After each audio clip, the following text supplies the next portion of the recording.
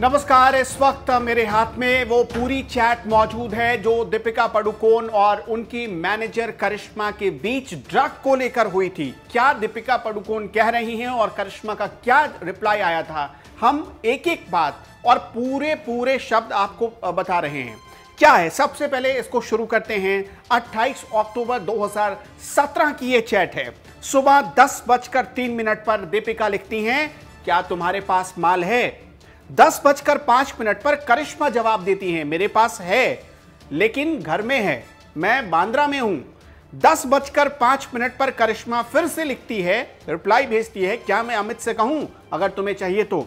10:07 पर दीपिका लिखती हैं, यस प्लीज। 10:08 पर करिश्मा लिखती हैं, अमित के पास है, वो उसे लेकर आ रहा है।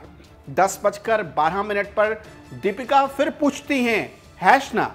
10:12 पर ही दीपिका फिर से कहती हैं, नहीं वीड। 10:14 पर करिश्मा रिप्लाई करती है, तुम कितनी बजे कोको आ रही हो? 10:15 पर दीपिका रिप्लाई करती है, 11:30 से 12 के बीच।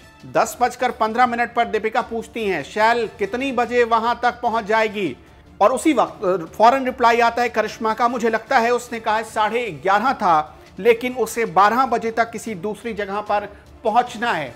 ये वो पूरी चैट डिटेल है जिसके आधार पर अब दीपिका पादुकोण की मुश्किल बढ़ गई है। आज करिश्मा पेश होने वाली एनसीबी के सामने और इस चैट के बारे में, जो कि 26 अक्टूबर 2017 का है, इस चैट के बारे में एक एक बात बताएगी करिश्मा एनसीबी को।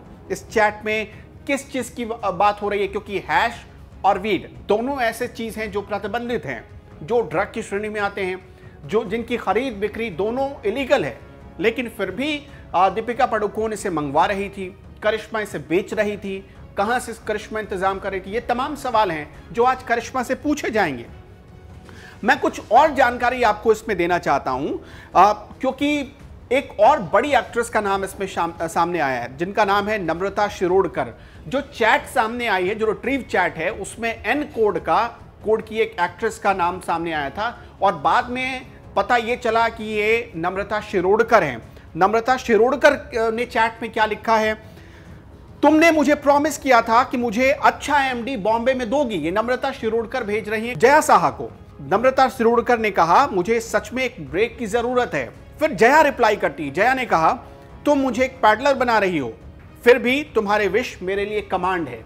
ये जया साहा और नम्रता शिरोडकर के बीच की बातचीत है और इस बातचीत के आधार पर जया साहा ने कल बहुत सारे राज उगले हैं एनसीबी के सामने। आज भी जया साहा से पूछताछ होगी और कहा जा रहा है कि अभी लगातार पूछताछ चलेगी जया साहा से, क्योंकि जया साहा ही वो कड़ी हैं जो बड़े नाम का खुलासा कर रही हैं, बड़ी मछलियों के नाम का खुलासा कर रही हैं। और अगर इसी तरह खुलासे होते रहे तो बड़ी मछलियों के गर्दन तक एनसीबी के हाथ बहुत जल्दी पहुंच जाएंगे।